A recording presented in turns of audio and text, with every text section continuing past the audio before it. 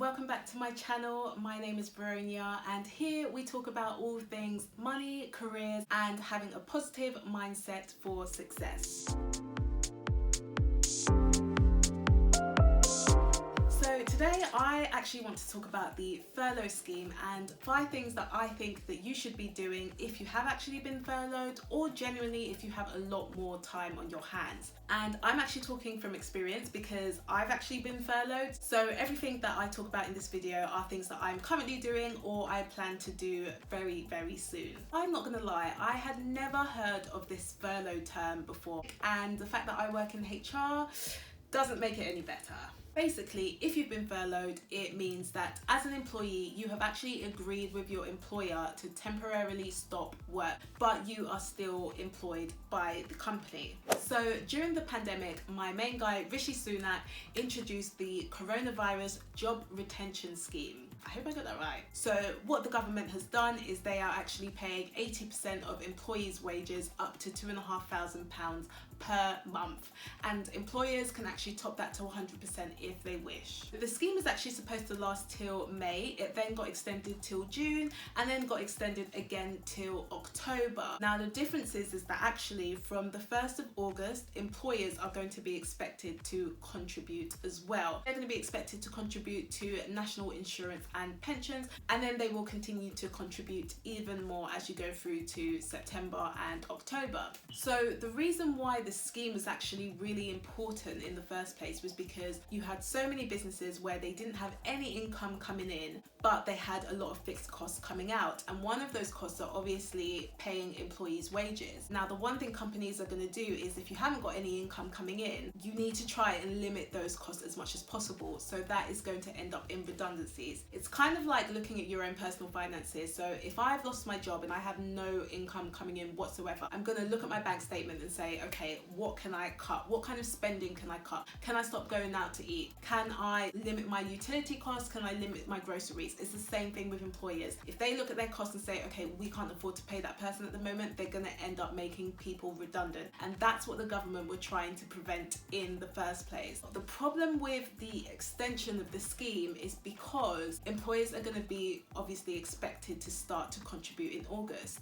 But if you've hardly got any income coming in during August time and you've still got the fixed costs coming out, you're probably not going to be able to afford to even make those small contributions. So we could actually still see a lot of redundancies happening from August time. This is something that I think you definitely need to be paying attention to, because once the furlough scheme ends, companies don't actually have to keep you on. I am going to be doing a video next week on redundancies. So if you have been made redundant or you know someone that's been made redundant, then please do subscribe to my channel, because I will be sharing tips on what I think you should be doing if that's happened to you. Because of all the uncertainty that's going on, I'm going to be giving you 5 things that I'm currently doing and that I think that you should be doing as well to make sure that you are best prepared for whatever comes your way. So the first thing is sort out your finances. Whether you're furloughed, whether you're employed, whether you're self-employed, it doesn't matter. This is one thing that you should always be doing. And I'm now going to end up saying the B word, which I know people don't like, but I'm going to say it anyway. Budget. You need a budget. You need to be able to know what's coming in and what's coming out, just like any other business.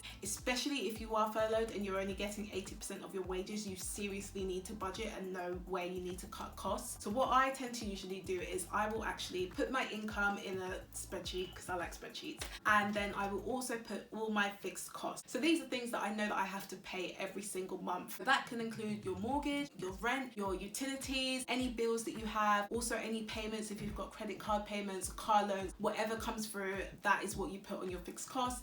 I always look and see if there's a way that I can limit those costs as much as possible, especially if I don't have much income coming in. So for example, is there a way that you can negotiate on your car insurance? Is there a way that you can negotiate on your utilities, like your broadband, your gas, your electricity? I tend to use Money Saving Expert, and I will put a link in the description below. They have so many deals and resources that they are actually a massive help, and I genuinely love that website. There are also things like payment holidays. Personally, I would only do that if you absolutely have to, but definitely do your due diligence and check your terms and conditions as well. So once I've gone through my fixed costs and I look at what I can limit or or maybe I can decrease or I can negotiate with someone. Then I look at my discretionary costs. Now I actually include my food in that because I know that I can control that in some way. So I'm so sorry if you shop in Waitrose, there's no time for that, especially if your income has gone down. Lidl and Aldi are going to have to be your best friend. To be honest, I shop at Lidl and Aldi and there are some premium stuff there. Even with subscriptions, you can't afford to be doing Netflix, Amazon Prime, Disney Plus. You might have to just choose one and get rid of the others because we got to make sacrifices somehow. So one of them's got to go. So if you've looked through your fixed costs and you've looked through your discretionary costs and you find that you now have a little bit of money left over, that is the time to put it away as your emergency fund, because we have no idea how long this is going to last. We have no idea what's going to happen to our income within the next 3-4 months. So just take every single dime, every penny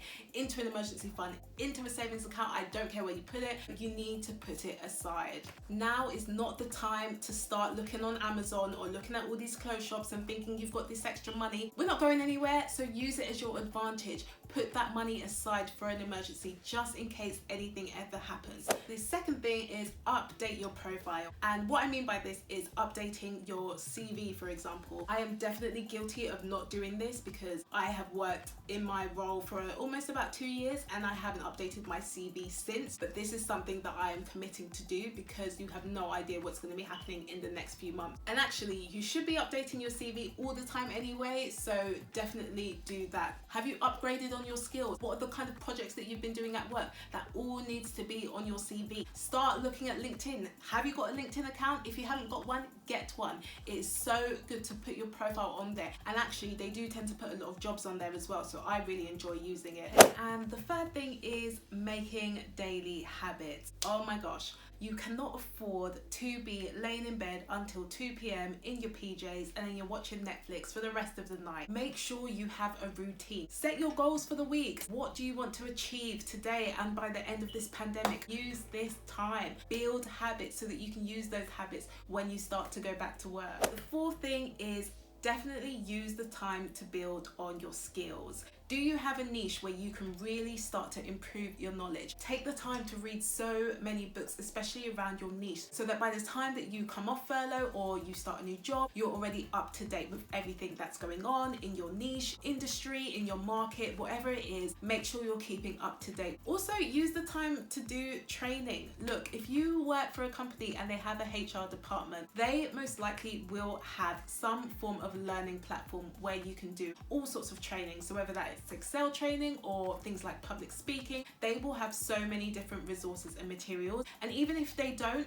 look online. There are so many different courses. Watch YouTube, watch channels that you can actually gain your knowledge from. Use the time wisely. And the fifth thing is use this time to your advantage. Have you always wanted to start a business, a side hustle, but you never had time? Now you've got the time to do it. I am genuinely practicing what I'm preaching because before I used to give myself excuses about I'm not going to start a YouTube channel because I have no time. I have no excuse now. Or have you always wanted to pursue hobbies? Have you always wanted to cook? Have you always wanted to sew or knit? Anything. Use this time. I'm just going to put it out there. I had never known how to ride a bike and I actually used this time off to learn how to ride a bike, and I was so proud of myself. Honestly, I sent videos to all my friends. Now is the perfect opportunity, so don't waste it. I know it's hard, especially if you're not getting your full income from being furloughed, but try and find the positives out of it. So these are the 5 tips that I am currently working on. Of course, I am not perfect. I do get lazy and do tend to struggle just